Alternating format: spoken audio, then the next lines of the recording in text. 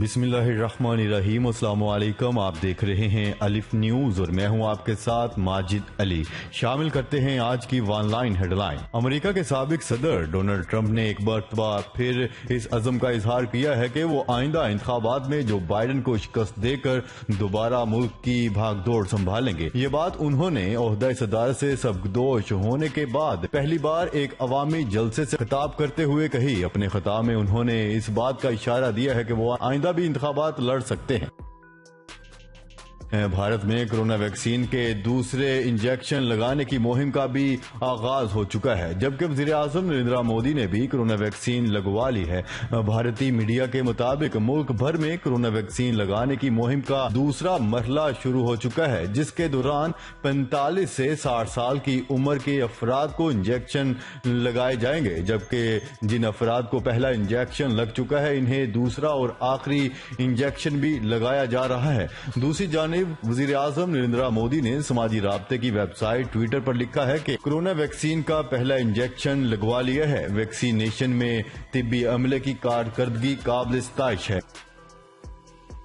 ایران نے امریکہ کے ساتھ جوہری مذاکرات ٹھکرا دیے۔ ایران نے امریکہ اور دیگر یورپی ممالک کے ساتھ سن 2015 کے جوہری معاہدے کے حوالے سے غیر رسمی بات چیت کرنے سے یہ کہتے ہوئے انکار کر دیا ہے کہ امریکہ پہلے عائد پابندیاں ختم کرے۔ میڈیا رپورٹ کے مطابق امریکی محکمہ خارجہ کا کہنا ہے کہ اس بات سے مایوسی ہوئی ہے کہ ایران نے امریکہ اور سن 2015 کے جوہری معاہدے میں شامل دیگر ملکوں کے ساتھ غیر رسمی بات چیت کرنے سے انکار کر دیا۔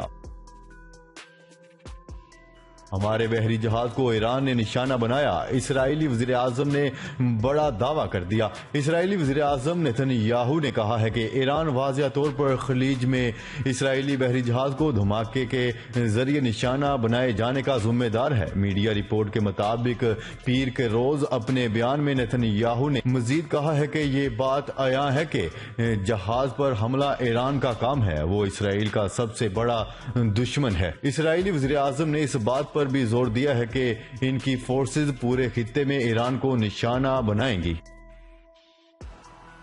چوتھے international Pakistan army team spirit 2021 کا آغاز۔ نیوز رپورٹ کے مطابق انسداد دہشت گردی مرکز پبی میں چوتھے international Pakistan army team spirit 2021 کا آغاز ہو چکا ہے۔ DGISPR major general Babar Iftikhar کے مطابق مقابلوں میں پاکستان آرمی کی 8 ٹیمیں اور 8 دوست ممالک کی ٹیمیں شرکت کر رہی ہیں۔ مقابلوں میں اردن، سری لنکا، ترکی، آذربائیجان کی ٹیمیں شامل ہیں۔ مقابلوں میں مراکش، انڈونیشیا، قازقستان کی ٹیمیں آبزرو کے طور پر شرکت کر رہی ہیں۔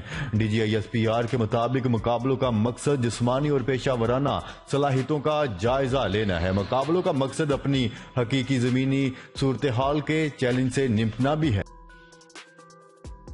Army chief general Qamar Javed Bajwa سے برطانوی ہائی کمشنر کی ملاقات، اہم امور پر تبادلہ خیال۔ پاکستان میں متعین برطانوی ہائی کمشنر نے آرمی چیف سے ملاقات کی ہے۔ ڈاکٹر کرسٹن ٹرنر نے GHQ کا دورہ کیا۔ ترجمان پاک فوج کے مطابق آرمی چیف سے برطانوی ہائی کمشنر کرسٹن ٹرنر نے ملاقات کی، جس میں باہمی دلچسپی اور علاقائی سیکیورٹی کے امور پر تبادلہ خیال کیا گیا۔ ISPR کے مطابق ملاقات میں افغانستان میں جاری مفاہمتی عمل پر بھی تبادلہ خیال کیا گیا۔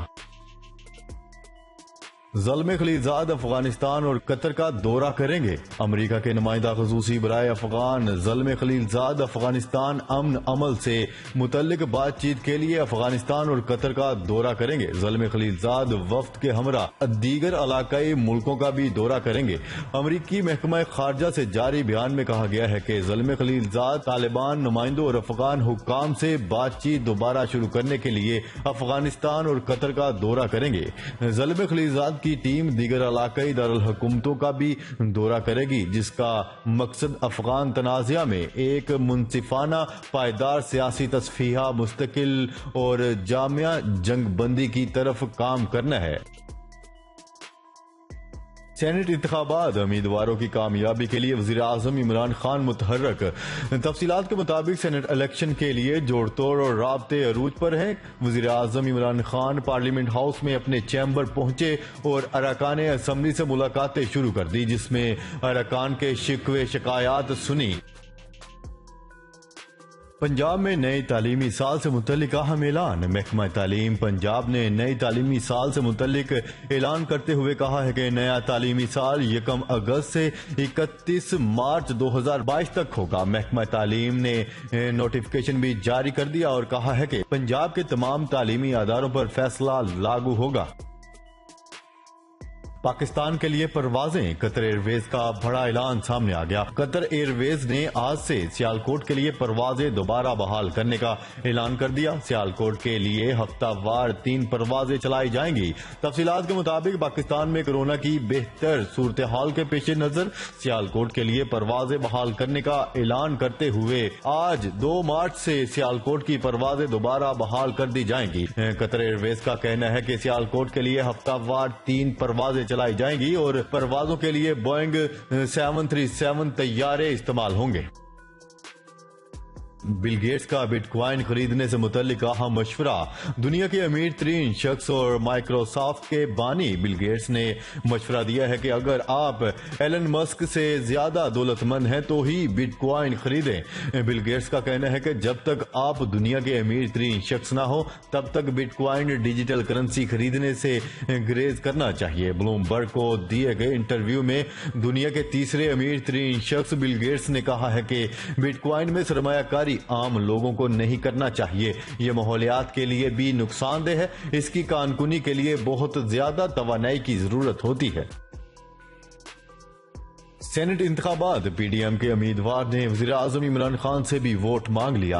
पाकिस्तान डेमोक्रेटिक मूवमेंट पीडीएम के उम्मीदवार यूसुफ रजा गिलानी ने वज़ीर आज़म इमरान खान से वोट मांग लिया और कहा है कि हमें आज यकजहती की जरूरत है। तफसीलात के मुताबिक पाकिस्तान डेमोक्रेटिक मूवमेंट पीडीएम के उम्मीदवार यूसुफ रजा गिलानी ने वज़ीर आज़म इमरान खान को खत लिखा जिसमें सेनेट इलेक्शन के लिए वोट मांगते हुए कहा है कि इंतखाबात में हिस्सा लेने का फैसला सोच समझ कर किया है। बतौर स्पीकर हुकूमती अपोजिशन अरकान में तफरीक नहीं की और बतौर वज़ीर आज़म दफ्तर के दरवाजे हर एक के लिए खुले रहे। सऊदी फोर्सेज ने दारुल हुकूमत पर दागा गया मिसाइल हवा में ही तबाह कर दिया। ताहम मिसाइल का मलबा गिरने से एक मकान को जुज़वी नुकसान पहुंचा। गैर मुल्की खबरसां इदारे की रिपोर्ट के मुताबिक ईरानी हमायत याफ्ता यमनी मुसल्लह गिरोह हौसी जंगजुओं ने सऊदी अरब के दारुल हुकूमत रियाद को फिर मिसाइल के जरिए निशाना बनाने की कोशिश की। ताहम फोर्सेज ने मिसाइलों को हवा में ही तबाह कर दिया। महकमा शहरी दफा का कहना है कि मिसाइल हमला हफ्ते और इतवार की दरमियानी शब में हुआ था जिसे सऊदी फजाइया ने नकारा बना दिया था। सऊदी हुकूमत ने मकामी और गैर मुल्कियों को सख्ती से कहा है कि एहतियाती तदाबीर की खिलाफ वर्जी किसी सूरत बर्दाश्त नहीं की जाएगी। गैर मुल्की खबरसां इदारे की रिपोर्ट के मुताबिक सऊदी वजारत खारजा के तर्जमान ने कहा है कि SOPs की खिलाफ वर्जियां नाकाबिले बर्दाश्त हैं। चेक पोस्ट पर रुकते हुए भी फेस मास्क का इस्तेमाल लाजम है। उन्होंने खबरदार करते हुए कहा है कि SOPs की खिलाफ वर्जियों पर सख्त एक्शन लिया जाएगा। किसी इलाके में भी अहकामात की खिलाफ वर्जी नहीं होनी चाहिए। हेल्थ पासपोर्ट रखने वाले शहरी भी ख्याल करें। सऊदी महकमा ट्रैफिक ने नौमलूद को पैसेंजर सीट पर गोद में लेकर बैठने को खिलाफ वर्जी करार दे दिया। गैर मुल्की खबरसां इदारे की रिपोर्ट के मुताबिक सऊदी अरब के महकमा ट्रैफिक की जानिब से नौमलूद बच्चों को दौरान सफर सलामती के लिए भी कवानीन वाज़िया किए गए हैं जिन पर अमल दरामद न करना काबिल सजा जुर्म है। महकमा ट्रैफिक से शहरी ने सवाल किया कि क्या पैसेंजर सीट पर बैठने वाला शख्स नौमलूद को अपनी गोद में लेकर बैठ सकता है, जिस पर महकमा ट्रैफिक ने नौमलूद बच्चे को अगली सीट पर बैठाने को सख्त खिलाफ वर्जी करार दिया है। भारतीय सरकार पर बड़ी डकैती का इल्जाम लग गया, वजह सामने आ गई। भारत में मोदी हुकूमत को पेट्रोल डीजल और गैस की कीमतों में बेतहाशा इजाफे पर अवाम की जानिब से शदीद तनकीद का सामना करना पड़ रहा है। भारत में अपोजिशन की बड़ी जमात कांग्रेस ने महंगाई से मुतल्लिक मुसलसल मोदी हुकूमत पर हमला कर रही है और राहुल गांधी समेत पार्टी के कई रहनुमाओं ने LPG गैस सिलेंडर की बढ़ती हुई कीमतों पर अपने शदीद रद्द-ए-अमल का इजहार किया है। कांग्रेस रहनुमा ने इस महंगाई पर मोदी हुकूमत को दी ग्रेट रॉबरी का इल्जाम आयद करते हुए अपनी कड़ी तनकीद का निशाना बनाया है। سری لنکا میں میتوں کی تدفین، مفتی تقی عثمانی کی وزیر اعظم کی کاوشوں کی تعریف۔ سری لنکا میں مسلمانوں کی میتوں کی تدفین کی اجازت عمران خان کی کاوش ہے۔ تفصیلات کے مطابق مفتی تقی عثمانی نے ٹویٹر پیغام میں لکھا ہے کہ الحمدللہ سری لنکا میں مسلمان میتوں کو جلانے کے ظالمانہ قوانین کو منسوخ کرنے اور اسلامی طریقے پر دفن کرنے کا جو مطالبہ پوری امت کی طرف سے ہو رہا تھا، وزیر اعظم عمران خان صاحب کی خصوصی کوششوں سے وہ مان لیا گیا ہے اور اس کا نوٹیفیکیشن بھی جاری ہو چکا ہے۔ ایران میں انٹرنیٹ سروس بند کر دی گئی۔ ایرانی حکام نے صوبہ سیستان بلوچستان میں انٹرنیٹ تک رسائی معطل کر دی۔ غیر ملکی خبررساں ادارے کی رپورٹ کے مطابق ایران کے جنوبی مشرقی حصے میں انٹرنیٹ سروس کی معطلی کی اطلاعات ہیں۔ انسانی حقوق کے لیے سرگرم کئی تنظیموں نے اتوار کو جاری کردہ ایک مشترکہ بیان میں کہا ہے کہ ایرانی حکام نے صوبہ سیستان میں انٹرنیٹ تک رسائی معطل کر دی۔ ان تنظیموں کے مطابق اس اقدام کا مقصد وہاں جاری مظاہروں کے خلاف حکومتی کریک ڈاؤن کی تفصیلات پر پردہ ڈالنا ہے۔ جی تو ناظرین، آج کے لیے اتنا ہی۔ مزید خبریں لے کر بہت جلد آپ کی خدمت میں حاضر ہوں گے۔ تب تک کے لیے اپنا خیال رکھیے گا۔ اللہ نگہبان۔ پاکستان زندہ باد، پاکستان آرمی پائندہ باد۔